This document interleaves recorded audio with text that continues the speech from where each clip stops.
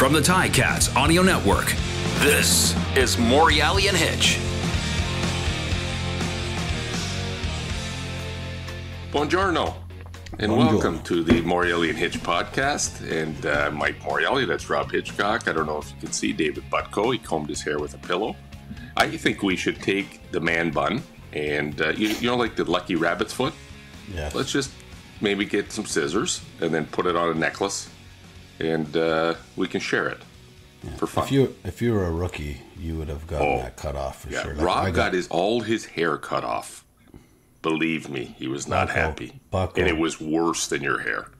Way worse, if you could imagine. It was good hair, and I grew it for a long time. It was not good.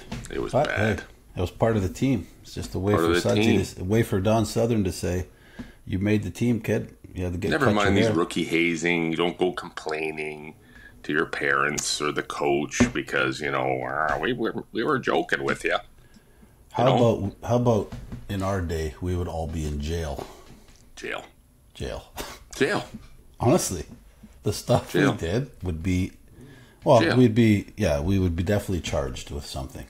Yeah, but nothing bad, Rob. Let's not paint a bad picture here. No, but somebody would like maybe would get upset because we poured a bucket of Gatorade on them in the locker room. Yeah.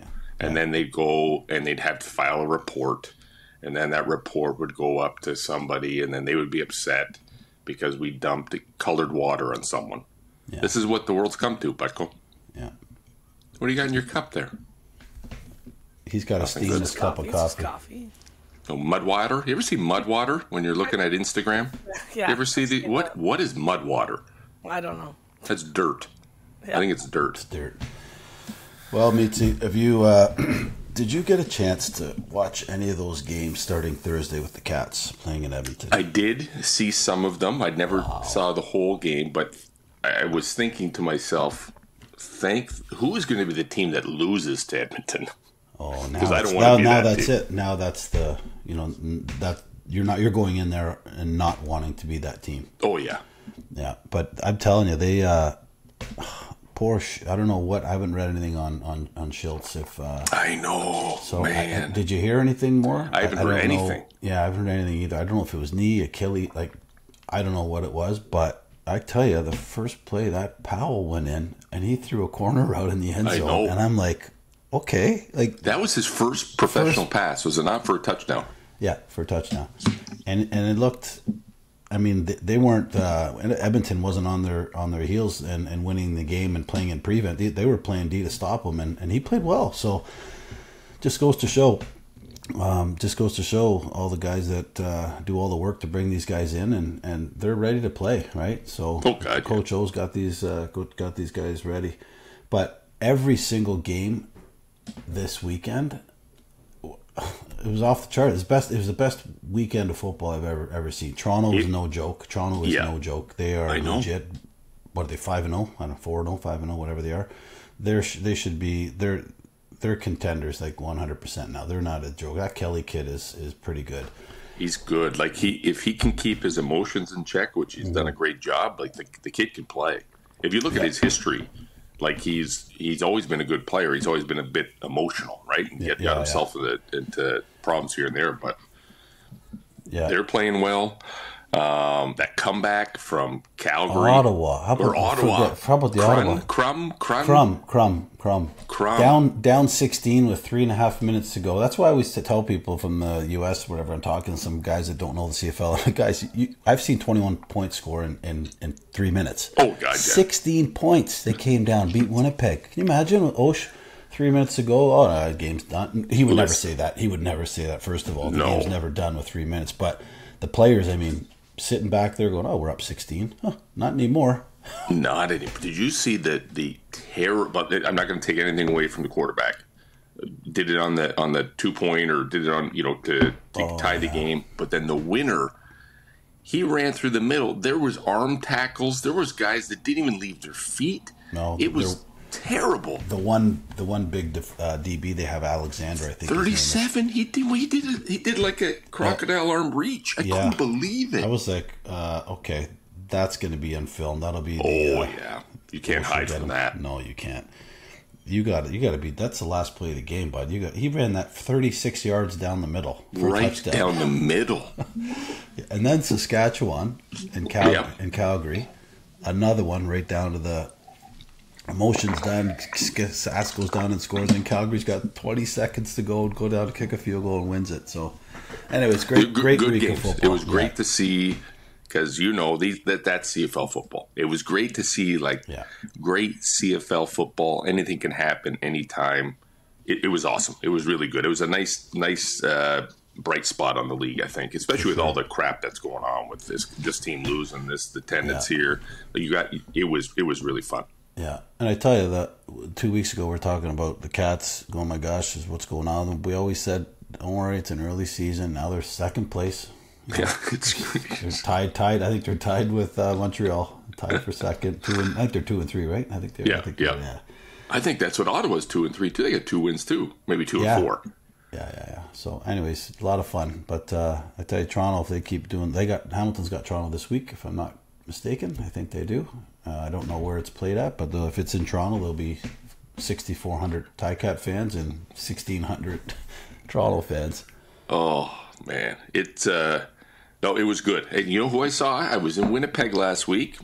We had a basketball game there, and who did I get a chance to sit beside?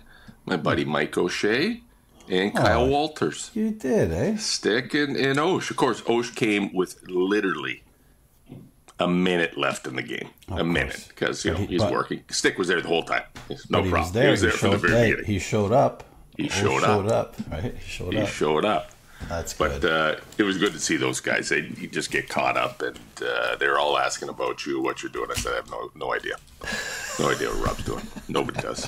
But whatever he's doing, it works, so we'll just let him keep doing what he's doing. Why break it? Why fix it if it's not broken? Oh, exactly. Stick was texting me through the game. He's like, Cat's got to win this one. I'm like, yeah, they got to win it. I know. Oh, my gosh. I started... well, we didn't have a show last week. I know. So, I don't know. You were in Nicaragua or something. I don't know where I was. I don't know. Traveling. You're busy. Oh, you know where I was? I was in Vegas. That's in Vegas. Right. Combo anniversary. Yeah. Combo NBA Summer League. So I was kind of disappointed a little bit because what? You didn't get I think it might have been bad luck because I was with you at your 10th anniversary. Or was that I was 10th? With you at your 10th anniversary. So then I thought you were going to give me This is my first 10th anniversary. That's ever. true. What am I thinking? My first. What am I thinking? You did come to my 10th. And that was 15 years ago. 15 years ago. And you wanted to take your wife out to a nice, beautiful dinner. Yeah. And you had that, I can't remember the name of the restaurant. It was one of the Wolfgang Pucks or one of those Jose Andreas or whatever it is. Yeah. And she's like, no, I don't want to spend the money. No, don't want to spend the money. I said, it's our 10th anniversary. No money. That's right. You and I had a good time. TJ Pangs or whatever it's called. PFJs. Perfect. Yeah. Get some lettuce wraps and a nice tea. But we did go for a good little dinner. We found a little thing in. There's always find something. But her problem was that she didn't like eating at 10:30 at night. Oh yeah. Remember? I said that's because she's asleep at 8. At 8, yeah. So you'd have to go to. We went 8 at 10, and then I'll never forget. I don't think we've ever talked. I think we talked about it.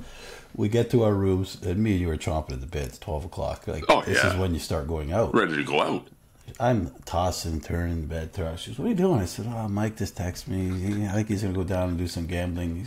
I think I'm going to go with him. Okay, go ahead. Got back at 4:30. Remember, we stayed at the hotel. What do you guys do? What else? It's your anniversary. We had to celebrate. Yeah, we did slot machines. We did everything. We played some blackjack. We had a good time. That was a lot of fun. But you had fun? I had fun. I had hot as anything. It was like 107 every day. But you know what? The cool part is they're getting ready for the Indy, the Vegas Indy there. Oh. So they're repaving all of Las Vegas Boulevard, and they're just getting ready to set up like all the grandstands. It's going to be incredible. And I wanted to go, and I just realized it's the same weekend as Grey Cup. Oh. So if Grey Cup was in somewhere else, then I likely would have went to go see the Indy. I would love to see what it's like. But the Grey Cup, they're setting that up now. They're setting it up now for November, repaving the roads, doing all this stuff. Wow, Vegas will do it, right? It's everything they do in Vegas is like times 100, right? Yeah. But it's a Grey Cup weekend. I do not want to miss it. Where'd you stay? Stay at the Bellagio. Yeah. Oh, okay. Usually I stay at the Cosmo. I've stayed everywhere, but I usually stay at the Cosmo. But I thought, you know what? I'm more sophisticated now. Yeah. I'm older, over 50. Maybe I'll stay at the Bellagio, away from all the young with the teens. little chocolate thing coming down. Yeah, the chocolate fountain. Yeah. Yeah, they got the nice little horticulture. They got the flowers, all that stuff. It's all good stuff. Did you rent anything by the pool? Went to go rent. So I don't know if people know, but in Vegas, when you want to go to a pool, generally you got to reserve seats, right? Yeah. And so I thought, okay, I'll reserve some seats at the Bellagio pool one day, just one day, because literally it was 107 degrees. So it was like $820 for 4 chairs. And usually what happens is you get back chairs, but usually you get back that in a food credit or booze credit, where it's not like, okay, well, we'll have lunch, we'll have some drinks. You'll eat that up. No problem. No, they wanted to ding me for the chairs, and then you had to pay for food and booze. I'm like, no. That's not to sit in a chair. Forget it. That's okay. Hey, I just thought of this. You were there last weekend, right? Yeah. How long were you there for? I was there Thursday to Monday. Because Bill was down there. Really? Yeah, he was down there with his family. I think he was at Mandalay Bay. Thanks for the hookup. But I forgot that you were there. What's up, Bucko? Oh, yep. Bucko's here. Our guest is here as well. Oh, really? Beautiful. Yes. Okay, so Rob and I know who the guest is. We're going to bring the guest on in a minute. This is a special guest because this particular guest has been, if there's anybody who's the man of the CFL, it may be this particular gentleman who I'm pretty sure has worn every jersey. He has. If not every jersey but one. But we're going to find out now. Butko, would you please kindly introduce our guest? Or just put him on the camera so we can introduce him? Look at this guy. Wow. Hello, KG. What's up, buddy? Man? What's going on? Hey, how y'all doing? I still got hair. Well, I still got hair. I don't. That's right. You're looking good, man. You're looking good. Always smooth. Always smooth. I'm trying to be. Just trying to be. Well, it's great to see you, KG. I know you are at work right now, and let's just jump right into it. You now are the head coach at, is it Liggett University? It's University Liggett High School. And that's where some people get it confused because of the university, and they think, he's coaching in college. The thing is that back in the day, so there was a University Detroit school, all boys, and a Liggett school in Grosse Pointe that was all girls, and they merged. I can't remember exactly what year they merged, but they merged together, and that's why it became University Liggett High School. Awesome. Very cool. And you are a longtime Detroit-born, Detroit-living, Detroit-working, and now coaching kind of guy, right? So give us, if you can give us a bit. First of all, I just want the fans to know we're talking to Kevin Glenn. How many years did you? This is the research that we do. 18. The favorite number that Morreale wore. Yes, sir. Yeah. 18. See, I know. I got my stuff. 18 years. And every jersey. Every single jersey. Every single jersey. Now, the kicker is, and that's what people, there's 2 teams that, and that could be some trivia. There's 2 teams that I was on the roster, but never really got to suit up because I was actually then traded off the roster. Before who are those? Started. Now, who are those? Was it Ottawa one of them? Ottawa was one of them. BC? And Toronto was the other. Oh, interesting. A little bit of trivia. Yeah. 18 years, man. Yeah. And obviously, we had the great fortune of playing against you. We never had a chance to play with you, but we've been in boardrooms together. We've been in bars together. We've been on fields together. We'll save you some of those stories. Yeah. But, man, it's great to see you. So now head coach back in Detroit, back where you grew up. Give us a sense of what's going on there and your love for that city and your love for football. Well, my biggest thing is just being from the city, being from this area. My high school right now doesn't exist anymore. So I went to a Catholic high school here, and back in, I want to say 06, 05 was the last year. 06 they kind of closed the school just because of funding and all that kind of stuff. But I made it a point that once I retired, I wanted to try to get back into the schooling system. And then also coach. The biggest thing for me was because I played so many years in Canada and away from the family, I kind of wanted to try to stay close to the family and still be able to, explore my passion of coaching. So and that's when the high school thing came about. You know, I started with my high school coach over at Oak Park for a year. Then from there, I went 3 years at Catholic Central. It's probably the biggest Catholic high school in the state. And then from there, got the opportunity to become a head coach here at the University of Liggett. That's very cool. And you're a lifer. I mean, when did you start playing football? Like growing up in Detroit? I was 9 years old when I first started playing football. So, and that's the funny part is that I only played quarterback in youth 1 year. Really? I was never really a quarterback in youth. I was a skill position. Interesting. Exactly. Every other position except quarterback. You know, but you remember at that age, well, I started off at tight end, then I moved to a skill position. But you remember at that age, everybody was the same size. So everybody, if you were the same size, your running back was the same size as your center, you know, at the end of the day. So I don't know whatever. I think the idea of having the ball in your hands every play is kind of what put me in the mindset to explore quarterbacking when I got to high school. Yeah, that's amazing. That's how we got out too. And I mean, I started when I was 11, right? Oh, 11, wow, okay. And never saw the field because I was tiny. So they shoved me out in the wide side corner, and they just said, "Just stay back there." And I never hit anybody, never touched anybody for the first year. Never played again until grade 9. And so you never hit anybody.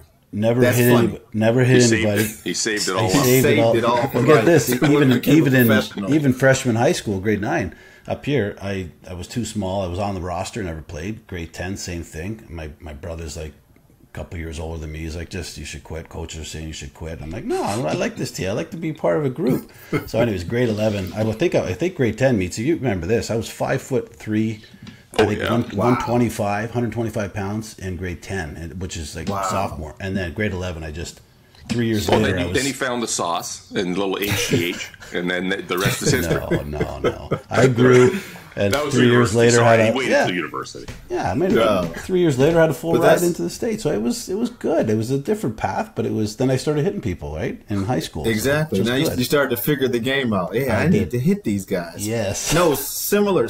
I had no plans of playing high school football when I went into high school, and I was a baseball kid at the time, you know, and that was my love, and so I had no idea, you know, no plans on playing, and I got kind of convinced by the AD and my father, and look at what happened. Amazing. Yeah. The stories, again, you know, I didn't start till grade 10. I played soccer growing up. I didn't think of playing football, but Paul, my cousin Masadi, was playing, so that kind of piqued my interest. And it's amazing. You had your brother, and you probably had family or your dad or somebody. Yep. You know, there's always that kind of hook that gets you in, and the rest is history. But you've had a big history in the CFL, you know, a proud one, an accomplished one. It's hard to Rob, probably a question for you. What was it like playing against KG? Because he always had his one or two go-to guys, and he could rip it down the field. Oh yeah, and you were on the other end trying to stop him. Yeah, he would always look me off. So I'm sure the receivers told him, "Don't throw it up the seam because I'm going to get hit." So exactly, but it was. We had some. I had some picks from him, but he definitely beat me a lot of the times. And playing against him, just a smart quarterback, and you know, looking to the left, and I start veering to the left, and then boom, throws a seam back the right side. And I remember it because you had some hell of good receivers you were throwing to back in the day. It was I always call it a safety and a quarterback. Like I was a quarterback of the defense, and I'm always like, you know, let's try to bait you to one way and then see if you're going to throw it that way, and I'd take off the other way. But it was always a constant. I mean, we had some great defensive coaches as well and game plan against you. And it was just a lot of fun because when we came in the league, like I tell some guys now, when I came in '95, there was the Dunnigans, the Tracy Hams, Fluties, Damon Allen, McManus. Like I'm playing against, I'm a rookie playing against Hall of Fame quarterbacks, and then you guys come in and you're just you don't miss a beat, right? Because you learn off of these guys, and it was fun for me to play. You know, 12 years. You know, and Meetsy the same. He'll say the same thing, but we missed each other. You came into Hamilton in 09, I think. Yeah, I think your 09 was your first season, right? And that's and we were already done for 2 years then. But it was it would have been fun. I always look back and say, shit, if we just played 2 more years, we could have we could have played with them instead of trying to hit you and try to pick you off.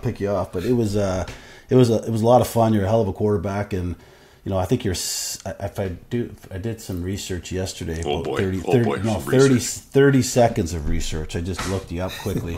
You're sixth all time. You're just behind McManus, right? 53,000 yards. Yeah, right. Yep. 52.87 something rather. That's real special. It's a funny story about that one too. How the connection, as far as with McManus too.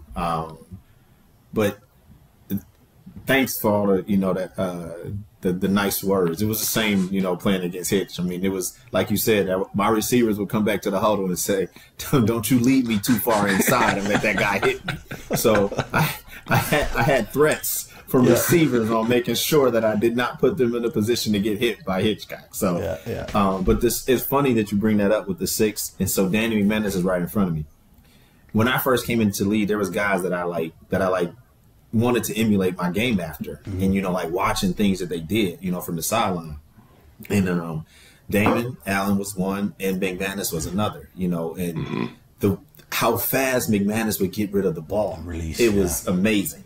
And it was kind of like, man, like he's throwing it before those guys are even cutting, but it's still on time to where it's not hitting them upside the head, but the receivers know it's coming and they're turning their head fast and then they're catching it and getting up the seam and all that kind of stuff. So I paid attention to a lot of that. Yeah. Well, fast forward after I retired, and I haven't officially retired with the team, but McManus reached out. I think when, Winnipeg was going through some stuff as far as quarterback, the guys was getting hurt, and he reached out and he said he was the only guy that almost made me get up off the couch. Really? And come back to the CFL. And his words were, hey, you only need like 200 and something yards to pass me all time. So why don't you just come on and do it? No way. So it was a pretty good conversation. I never did it because at that point I was kind of content, with what I was doing. Yeah. But he almost to this day, he was the one that almost got KG up off the couch to say, you know what, I'm gonna come back. That just goes to show. I will say this. I will say this. Danny, in my opinion, and again, I was fortunate. I played with Ken Austin, Damon Allen, Anthony Calvillo, Danny McManus, Doug Flutie. I mean, he played with a lot of good legends, right? So, I look back at my career and say thank you to them, number one. But it's funny you say that because I'm not going to say you look like Danny or are shaped like Danny, but you certainly had that quick release, right? Yes, and that as a receiver, like we learned quickly, get your head around because that ball is coming, right? And and the minute you knew that, but you had a very similar kind of approach to the game. That ball was out of your hands quick. Yeah. We most definitely. I think that was one thing that when I first got up to the league, Roy Shivers told me. He was like, man, I watch film on you and you anticipate. And that's a lot of times you can't coach that. You can't coach a guy to anticipate when things are going to happen. And I think that's what helped me, not being the prototypical, 6'4" to be able to see over offensive linemen that were 6'4". I was looking through windows, and the windows, you got to be able to anticipate, and knowing that your receiver is going to get to that window when you actually deliver the ball. So that's what helped me out. That's awesome. So just going back to what you said earlier, you haven't retired officially from a team yet, right? No, I haven't. So is there any thought, like your last year was what, 2018 or 17, I think was your last year? Last year was 2018. Yep, so that was the last playing year. Are you thinking about, not that you have to say anything now, but are you thinking about who you played the longest with, who you had the most success with, or are you just saying like, a lot of those factors play into it. Some people will try to say, who you came into the league with, that's who you should retire as, but then you throw into, the time that you spent with other organizations and the success that you had, and I mean all that kind of stuff plays a part in it. It's come down to like two or three places, and then I'm probably going to decide, and it's going to probably happen next year after kind of talk to the organizations and see. I think I know two of them. Winnipeg and Saskatchewan got to be two of those on the list. Maybe. You would think. You would think.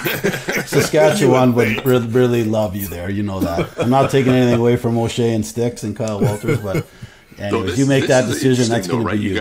You got Winnipeg, you got Sash, you got Hamilton to a lesser degree, but I'm going in a different direction. Yeah, that are all now playing in brand new stadiums. But when and I can't remember if you caught the front end of the new stadium in Hamilton. I cannot remember if you did. I don't think you did, or did you get the first year or two? So no, I didn't. I didn't get the first year in. I played in the Hamilton Stadium the first year, but I wasn't in Hamilton when they opened it up. That's right. Saskatchewan was the one. So I was the starting quarterback when we opened up the cool. Saskatchewan. Yeah. That's a hell of a stadium. Yeah, too. so it's a little. I think I might have scored the first rushing touchdown. Oh boy! Wow, another one in that actual regular season in that actual building, and it was against the Hamilton Tiger Cats. Wow, there you go. It's a lot of trivia with me. This is good. This is trivia with KG. You've been around long enough. This is what happens. Right. Exactly. So. Give me the journey to Hamilton, because most of our 11 people that listen to this are Hamiltonian fans. But give us the journey to Hamilton, coming to Hamilton. Obviously, you played here as a visitor, so you knew what you're getting into. But what was that experience like for you? Oh, it was awesome. When it happened, it was kind of surreal. And I'll just go back. So I was in Winnipeg at the time. I just finished, I think, my 5th year in Winnipeg. We had lost to Edmonton in the playoffs. Everybody liked this story because that's when Mike Kelly Kelly got the job in Winnipeg. He was the head coach / GM. Yeah. And I think he came out very quickly and said, Kevin Glenn can't play in my offense. Crazy. Which was kind of weird because it kind of now put every organization in the league on notice that, hey, Kevin's probably going to get cut pretty soon. Well, what he didn't realize is being a newly GM, you don't make those kind of statements out because now that you can't trade me. No. You have no power. And no power. And so I think that's what kind of happened because he tried to trade me. There was no bite. And then at one point, I think Hamilton came. Bob O'Billovich was the GM at the time, and they came into the picture. They basically tried to do like a sign and trade. Right. Talk to Hamilton, see if we can get something done. And I mean, Bob O'Billovich being a vet in this, he knew what he was doing. He put out a situation to where I think he knew that I wasn't going to take it. Right. To where it was like, okay, well, we don't have to give anything for Kevin. Yeah. We could turn around once they release him, and we could just sign him and we can keep what we already have. So. I think Bob was the vet in this one. He kind of got over on Kelly to where it didn't work with the sign and trade. A few weeks later, they released me, and then I ended up signing with Hamilton. And like I said, it was very surreal at that point because I was actually my son was being born that year, 2009, in March. He was like literally born March 12th. And I want to say maybe 2 days later, I was driving up to Hamilton for a press conference to say that I was signed in Hamilton. So a lot of good stuff, happened around that. So I had a very good time. And the initial arrival to Hamilton was great. I mean, from the acceptance from the players, there was a lot of coaches on the staff that I was familiar with. Mm-hmm. So it was kind of one of those things where I didn't feel like it was a new team. Right. The good thing for me, it was close to home. So at that point, now all of my family, and that was one things that early on in my career, because you never know how long this thing is going to last. Right. Yeah. I wanted to play East because I wanted my family to be able to see this. My little cousins, my little brothers, and sisters, and just aunts and uncles. I wanted all of them to be able to see, hey, KG made it, like Kevin made it, but being out West, it's tough, sometimes, for family to get out West, flights, the drive is kind of long. So I had a lot of support from family members when I was out West, but when I came to Hamilton, I mean, it was bus loads. They would bring buses, to that Hamilton game, and that's awesome. It was awesome. It was great, You said one other thing that jumps out to me is you said that I played in Hamilton, so I kind of knew what I was getting myself into. Yeah, but I had never played on the home side. That's so right. What happened is I got used to the fans cheering for me instead of talking crazy smack towards me with all the last names. I mean, Hamilton fans are probably one of the best at one-liners. Oh God, yeah. Against the opposing teams, like some of the. I mean, it was one of those things where you would never come out the dugout. Remember, we were at Ireland Stadium with the dugouts. There. You hide in the dugout because you did not want the fans to see your last name and then talk stuff. Oh, yeah. And they were close. They're the best. The Hamilton fans are the best. Yeah, yeah. Oh, it's and when your time in Hamilton really at that point was a bit of a resurgence too, right? That's when which was. Hitch and I got ceremoniously dumped there in 2007, and then I don't think they won and this is not because we were gone, but they didn't win too many games leading up to you rolling into town, and then you guys caught fire. And Stala was a great receiver for you, another local hometown kid. Yeah. Arlen Bruce. Like it reminded me a little bit of when Danny and Darren came and Ronnie came to Hamilton, leaving Edmonton back in 98, right? That was kind of like, you just need a little spark. We had some of the tools, but we just didn't have the conductor, right? And then same thing I feel happened to you guys. And then did you get caught up in the Guelph and the McMaster and all that stuff when you got all that too? So you did all that, but never got the new stadium. Like you never got the new stadium. Yeah. So no. I played against Hamilton at Guelph. That was Henry was there at that time. That's so right. Henry got caught up into that when we got the swap, the Calgary Hamilton. That's swap. right. Yeah. So I actually played. Yeah. You got a history, unlike probably anybody, in terms of exactly what it's like to play on the vast 90% of the teams. You've experienced. I always say, Rob and I had great careers and long careers, and I spread mine between Hamilton and Toronto. Rob was really all Hamilton except for 3 games at Edmonton. I wish I had a chance to go west. You were happy to come east. But for me, I'm like, I feel like I missed something by not playing out west. So what was it like to play almost everywhere? That must have been pretty cool. Dude, it is. It was cool, and one aspect that my family my kids got to be able to experience. That's nice. That. So that was nice. And this is like bigger than football type thing. My kids got to basically experience literally all of Canada, from Montreal to Vancouver, which is cool, which some, like you said, some adults don't ever get a chance to do something like that in their own country. So being that my kids were able to do that was awesome. And then I think you meet different people, you experience the different cultures. It was great because I got a chance to see all of it. And live in these cities, and like you said, it's awesome when you go back and you look at it. At the time when you're doing it, you're so focused on playing and winning and all that kind of stuff. You sometimes don't get to enjoy it. But looking back on it, it's like, man, like I did something that like individuals will probably a lot of people will never ever experience. No, and it was awesome. From the fans from out west, I will say that the one thing that I take away from like the experience of the West and the East would be just the different cultures. The East is a little bit faster than the West. And I'm talking about just the cities and the culture and the movement. The West is a little bit more laid back. It's kind of like, we'll get to it when we get to it. East is like, I'm going to get it. I got to get it. It's always on the go kind of thing. And that's from the cities that I lived in, playing with the organizations.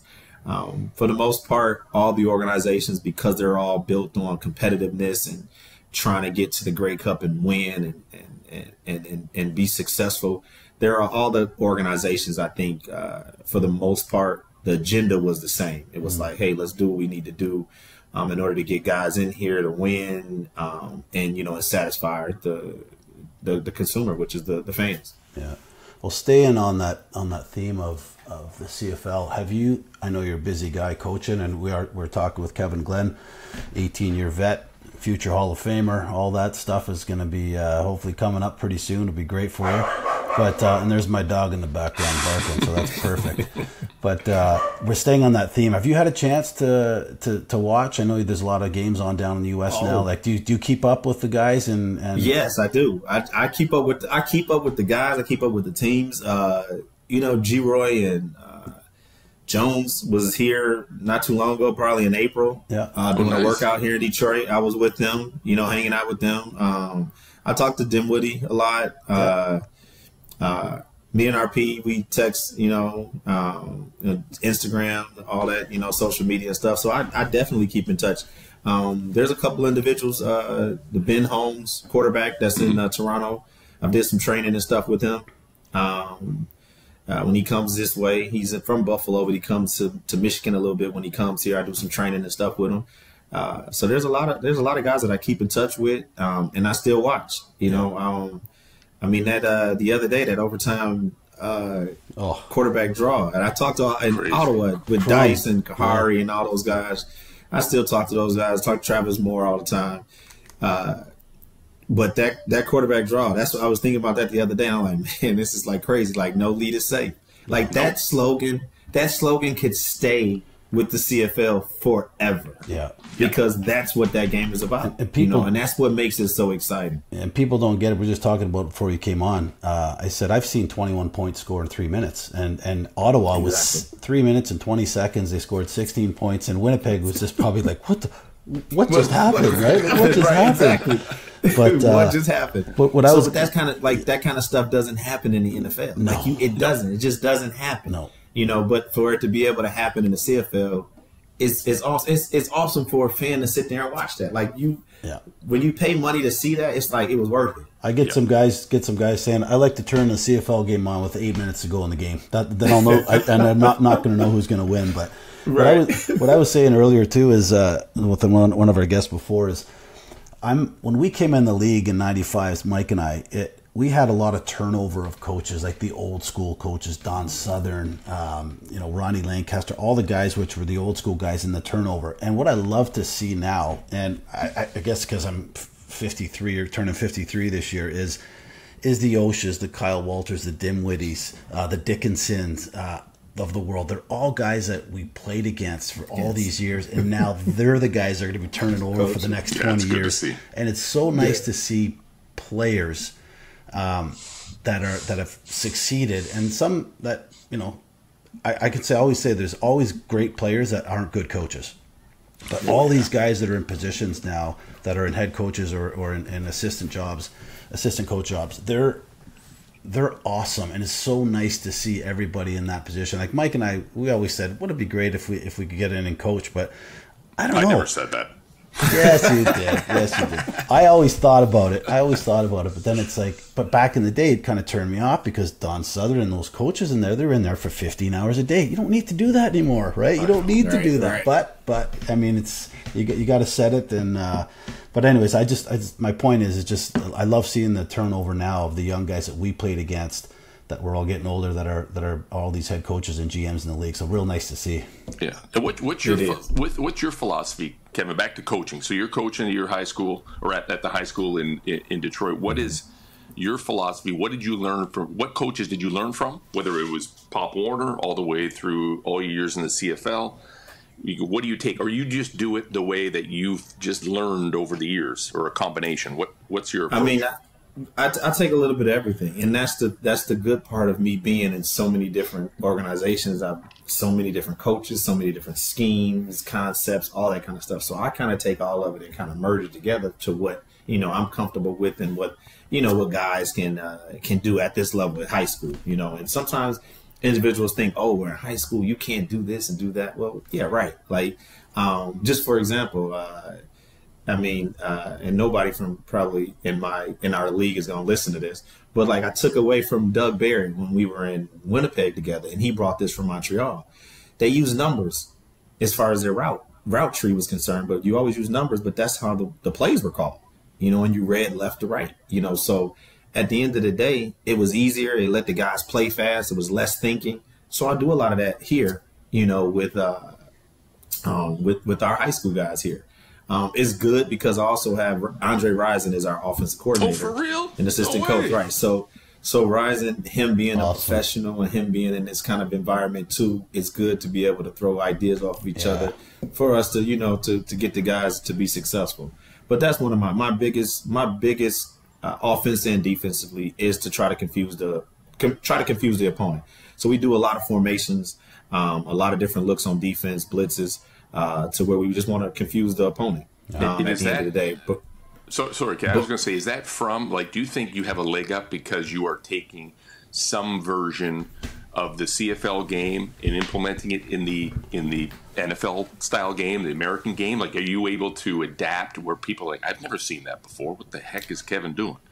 Yeah, I think so. I think one thing is that we use up in the CFL, we use the running back as far in pass routes a lot more than they do down here in the South, in the U.S. And so when you do that, it's like, oh man, what am I doing? He's free releasing the back, but he's not necessarily covered by anybody. So now the defense has to get used to, okay, now I got to cover you with my middle linebacker, if you have a running quarterback, that's one less guy in the box that you have to worry about as far as running with your running quarterback. So there's a lot of things that we do to try to confuse, like I said, to confuse the defense of the opponent, but bringing that little sprinkle of, hey, we're bringing this little sprinkle from the CFL down to the U.S. Just to make them think, right? Just make the just defense to make them think. Yeah. Yep, it's just to make them think. So that's why individuals, all this RPO, this run pass option stuff. I'm like, that was built in the CFL.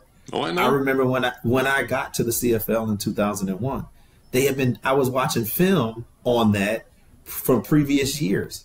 Yeah. And they didn't start doing this in the U.S. until probably mid 2000s. Yeah. So and everybody thinks, oh, the run pass option that came from the CFL. Yeah. Absolutely. So the CFL, it's a game, like I said, it's a game that a lot of times makes you think on the run because it's so fast paced and everybody's moving. But at the end of the day, it helps you. Gain a lot of knowledge about the sport of football. Yeah, I was wondering too. I mean, this is probably a relevant question, but I'm thinking because you've had so long ties up here and playing up here for so long. Do you ever look and I know it's only at the high school level, but this before they get to pro, you can talk to these guys and ever show them some film on CFL and imagine telling your receivers, hey, you got a 15-yard run at the line of scrimmage. Imagine to be like, what, really? That because these guys could be up here one day, right? If they're truly, the NFL's the dream, and but reality is it's a small percentage that go, right? So I wondered if you ever do that. Oh, all the time. Always pull up clips, and with the social media and how these guys are on social media so much, they pull up the clips and say, Coach, I seen you throw. I thought you couldn't throw. No, I can't throw anymore, but I could. Right. But I do now. I still get out there and I'll be like, hold on, hand me the ball. Hand me the ball. Let me show you how this is done. I'll say a cadence, and then I'll actually throw a pass. And they'll be like, okay, we know you can throw. Yeah. But it's crazy because I actually was texting with Corey Mace not too long ago. He's trying to connect me with the University of Windsor. Oh, yeah. Coach, because now I think guys can now, if guys were to leave here, there. U.S. guys out of high school go to University of Windsor, if they go there for 4 years, I think that they can now be deemed like a Canadian import when they get to the CFL. Yeah, depending on when they've changed the rules a little bit. So, but there is some. I think you're right. You could take advantage of that. They could take advantage of it if those developmental type years are done at a Canadian university or college. Yep, exactly. So I'm trying to connect with them over there at the University of Windsor to try to figure some of these things out. Because like you said, it's an opportunity that some of these guys may get a leg up on, with us being so close to Canada like that, where they could go, actually go to a Canadian university. And then at the end of the day, you see it. You see so many, because before back in the day, it was the level of competition and all that. Man, with this 7-on-7, it's like AAU basketball now. Yeah. All these guys are competing against each other the same. Especially if you're a skilled athlete, you're a skilled position guy, it doesn't matter where you go. Right. At the end of the day, if you can play, they're gonna find you. You're gonna be found. Yeah, there's no doubt about it. So one of the things the Cats have been doing the last couple of years is been doing what they call the alumnus of distinction. And Rob and I did it last year. We had Tim Cheatwood on, who's I don't know if he did it last week, Rob, but he's coming up. And Juwan Armour's been on, and we've had some great. And you are going to be the alumnus of distinction. Do you know the date yet when you're coming up here? Am I supposed to tell the date? Well, you can tell the date. I don't know the date. That's why I asked the question. It's this Friday, the 21st. Oh, is it? Oh, no, yes. Then we need to say the date. Yes. Yes, it's this Friday. Yeah, that's important. I thought this was why all this was put together like this. We almost forgot about it. The two guys that don't pay attention. So, got you. So, yeah, it's Friday. Yep, I'll be up Friday for the weekend. Yep, hanging out. That's awesome. Well, it's Monday today. This is actually going out this afternoon. And the reason was to make sure that we can let everybody know that you're coming to town. I know they'll treat you good. Cats have really done a tremendous job. Bob and Scott and Matt and all the owners have done a great job. The fans will love to see you. Yeah. It's amazing. I always say, when in Hamilton, when you're playing, it's a tough place to play sometimes. When you die or you retire, all of a sudden you're a great hell of a player. So I know, regardless of what happened, they're going to cheer you and be happy to see you there. That's awesome. Oh yeah, it'll be great. I'm excited. My kids are probably more excited than I am. They've been for like 2 or 3 weeks. When I told them over the summer, it's like, is it yet? Is it this Friday then? Is it this Friday then? My daughter wants to move. My daughter wants to move back to Canada. Oh man, she's bad that we're living here in the U.S. Well, we've been telling all the alumnus of distinction on our show the last couple of weeks. We've been telling them, as soon as you get into town, go right into the Cat store, take whatever you want, just grab jackets, grab everything.